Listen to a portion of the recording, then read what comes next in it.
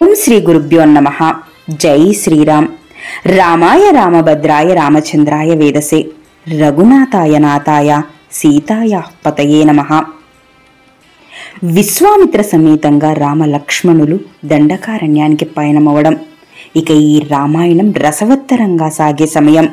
అది శ్రీ విశ్వామిత్ర సమేతంగా రామలక్ష్మణులు దండకారణ్యానికి పయనమవటం. ఈ రమణీయ గాథను రోమాంచితంగా, రంజుగా, పసందుగా సాగే ఈ చిద్విలాస వీక్షణాప్రాయంగా ముస్తాబవుతున్న సమయం. రండి, తాటకా సంహారం ఎలా జరిగిందో తెలుసుకుందాం.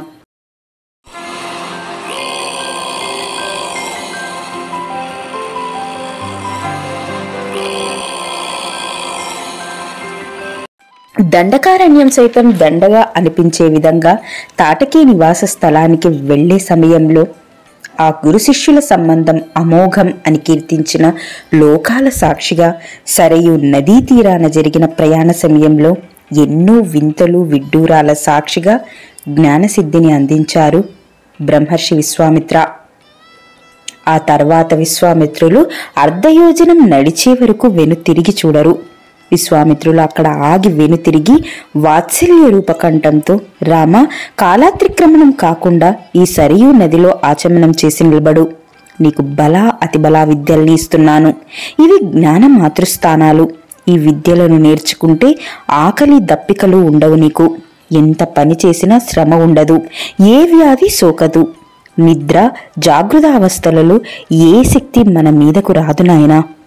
ఈ విద్యతో నీవు సౌభాగ్యవంతుడు అవుతావు. సౌభాగ్య శ్రేయస్సు కూడా పొందుతావు.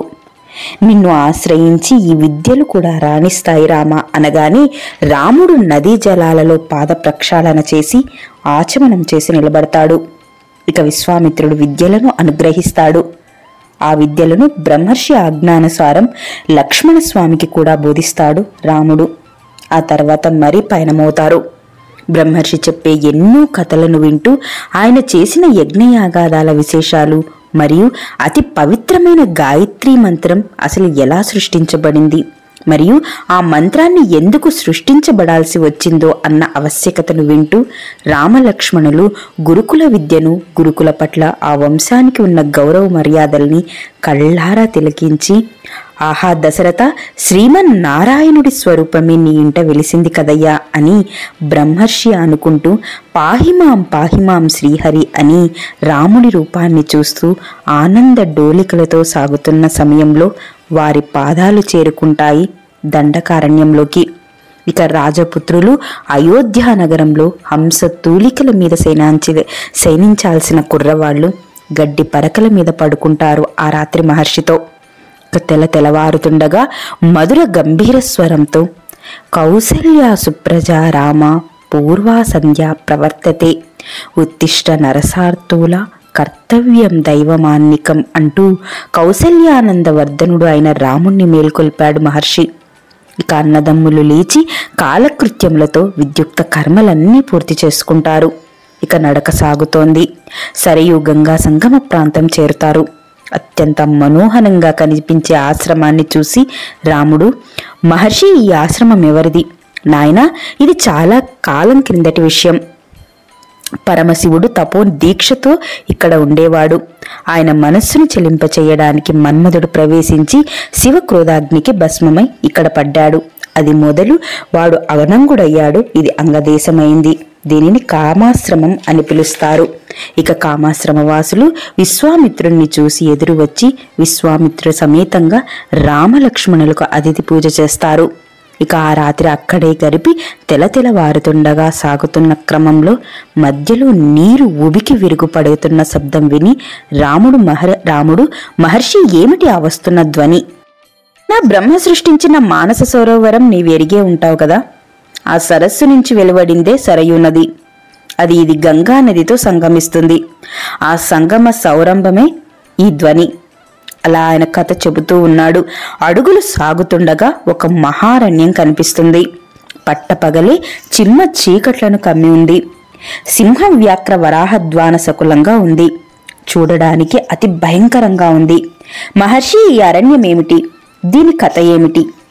దాశరథి ఒకనాడు ఇది అత్యంత సుఖప్రదమైన మలుద జనుష జనప్రదం వృత్తాసుర పాప కాలుష్యాన్ని భరించిన జనపదాలను దేవేంద్రుడు సస్యశ్యామలం చేశాడు. కొద్ది కాలం కిందట ఇక్కడ తాటక అనే రాక్షసి చేరింది. అది యక్షిణి. దానికి 1000 ఏనుగుల బలం. నరమాంసం అంటే అది నాలుక కోసుకుంటుంది. ఈ ప్రీతితో ఈ జనపదం అందర్నీ ఆరగించి అది నిర్జనారణ్యాన్ని చేసింది. ఆ యక్షినికి భయపడి ఇక్కడ ఎవ్వరూ కాలు మోపరు. ఇక మనం దాన్ని సంహరించి ఈ అరణ్యాన్ని వాసయోగ్యం చెయ్యాలి అనగా రాముడు, మహర్షి యక్షులు అంతటి బలవంతులని నేనెప్పుడూ మేము వినలేదే, దీనికి ఇంత శక్తి ఎక్కడిది? నాయనా, సుకేతుడనే యక్షుడు సంతానార్థి ప్రజాపతిని మెప్పించి తపస్సు చేసి ఈమెను వరంగా పొందాడు. ఆ వర ప్రభావం వలన దీనికి 1000 ఏనుగుల బలం వచ్చింది. ఆ జంబుడు కొడుకు సుందుడు. వాడు ఈ తాటకిని పెళ్లి చేసుకున్నాడు. వీరి దాంపత్యంగా పుట్టినవాడే మారీచుడు. కాలక్రమంగా ఆ సుందుడు కన్నుమూశాడు. ఇక ఒకనాడు యక్షిణి అయిన తాటకి అగస్త్య మహర్షిని ఆరగించడానికి వెళ్ళింది. ఆయన ఆగ్రహోద్యక్తుడై, ఓసి, భయంకర రూపంతో పురుష మాంసమే తిని బ్రతుకుతూ ఉండు అని శపించి వెళ్ళిపోయాడు. ఇది అగస్త్యుల వారి ఆశ్రమ ప్రాంతాన్నంతా సర్వనాశనం చేస్తూ బ్రతుకుతోంది. దుష్ట పరాక్రమంతో బతుకుతున్న ఈ తాటకి స్త్రీ అని నీవు సంకోచించకుండా లోకరక్షణ కోసం ధర్మబుద్ధితో దీనిని సంహరించు. అధర్మ నాశనం చేసే ఏ పనైనా ధర్మమేనయ్యా. ఇది రాజలోకం చెప్తున్న సనాతన ధర్మం. నృశంసం అమృతం సవ్వా ప్రజారక్షణ కారణాత్ పాతకం వా సదోషం వా కర్తవ్యం రక్షతా సదా రాజ్యభారవయుక్తానాం ఏష ధర్మ సనాతనాః. అతమ మార్గాన సాగే విరోచన పుత్రి అయిన మంతరను పురహుతుడు కడతీర్చిన కథ విన్నావు.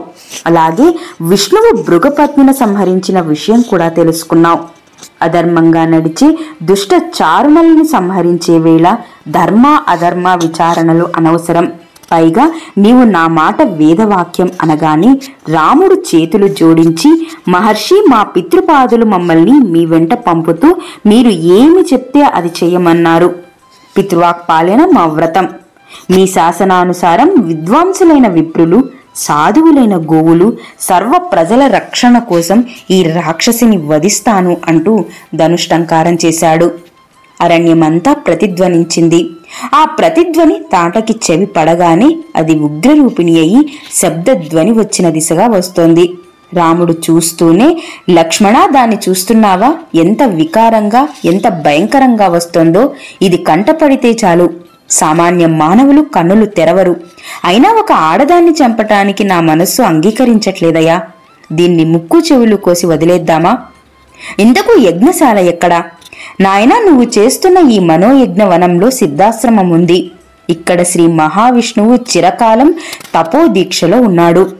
కశ్యప ప్రజాపతి అదితి సహితుడై ఇక్కడే సంతానార్థి తపస్సు చేశాడు. బలి 100 అశ్వమేధాలు సాగించి ఇంద్ర పదవిని అధిష్ఠించాడిక్కడ. శ్రీ మహావిష్ణువు వామన రూపుడై అదితి కశ్యపులకు ఇక్కడే ప్రభవించాడు. ద్రాతృత్వానికి పర్యాయ పదంగా నిలిచిన బలిని వామనుడు 3 అడుగులు యాచించి ఇక్కడే త్రివిక్రమ అవతారాన్ని దాల్చాడు. ఇందరికి సిద్ధి కల్పించింది గనకనే ఇది సిద్ధాశ్రమం అయ్యింది. ఇక్కడే నేను లోక కళ్యాణ కాంక్షతో యజ్ఞం చేయడానికి తలబెడుతున్నాను అని ఆశ్రమంలో అడుగుపెట్టాడు. అక్కడున్న మునులు అందరూ స్వాగత సత్కారాలు జరిపారు. ఇక కొంత సమయం విశ్రాంతి తీసుకొని రామలక్ష్మణులు, మహర్షి, మీరు యజ్ఞదీక్ష వహించవచ్చు. దీనిని సిద్ధాశ్రమం అనే పేరు నిలబెట్టుకోవడానికి మనం ప్రయత్నిద్దాం అన్నాడు. ఇక విశ్వామిత్రుడు యజ్ఞ దీక్షితుడు అయ్యాడు. మహర్షి, అసురులు యజ్ఞ విధ్వంసానికి ఎప్పుడు ఉపక్రమిస్తారు అనగా అక్కడి మునులు దాశరథి, కేశకులు ఇంకా మౌనవ్రతంలో ఉంటారు. ఇది మొదలు ఈ 6 అహోరాత్రాలు నవన కర్మ రక్షణ సాగుతూ ఉండాలి అన్నారు. క్రతువు సాగుతోంది. 5 పగళ్ళు 5 రాత్రులు గడిచాయి. నిద్రాహారాలు లేకుండా రామలక్ష్మణులు రక్షణ దీక్షలో ఉన్నారు. యజ్ఞ వేదికగా జాడ్వల్య దీక్షలతో వెలుగుతోంది. ఆద్యధారలతో విశ్వామిత్రులు తృప్తి కలిగిస్తున్నారు. నిర్విరామంగా వేదఘోష సాగుతూనే ఉంది. అంతవరకు నిర్మలంగా ప్రశాంతంగా ఉన్న ఆకాశంలో కారు మబ్బులు కమ్మాయి. గర్జనల ప్రారంభమయ్యాయి. మారీచ సుబాహుల అనుచర వర్గంతో గగన వీధిన చేరి రక్త మాంస వర్షాన్ని కురిపించడానికి సన్నద్ధులవుతూ ఉన్నారు. మేఘగర్జధ్వని వింటూనే రాముడు, లక్ష్మణ, అదిగో చూస్తున్నావా అసురులు అని ఆగ్నేయాస్త్రాన్ని సంధించాడు. అది సుబాహుడు గుండె చీల్చి నేలను కూల్చింది. ఇక ఉత్తర క్షణంలో వాయువ్యాస్త్రాన్ని సంధించాడు. అసుర సేనలకు విగత జీవుల్ని చేసింది. అప్పుడు రాముడు తమ్ముడు, ఇక మారీచుడు మిగిలి ఉన్నాడు, వాడికి నా అస్త్ర బలాన్ని చూపించాలి అంటూ రాముడు విడిచిన సాతసరంతో మారీచుడు సిద్ధాశ్రమానికి శతయోజనంలో ఉన్న సముద్రం ఒడ్డున పడ్డాడు. ఇక విశ్వామిత్రుల క్రతువు నిర్విఘ్నంగా సాగింది.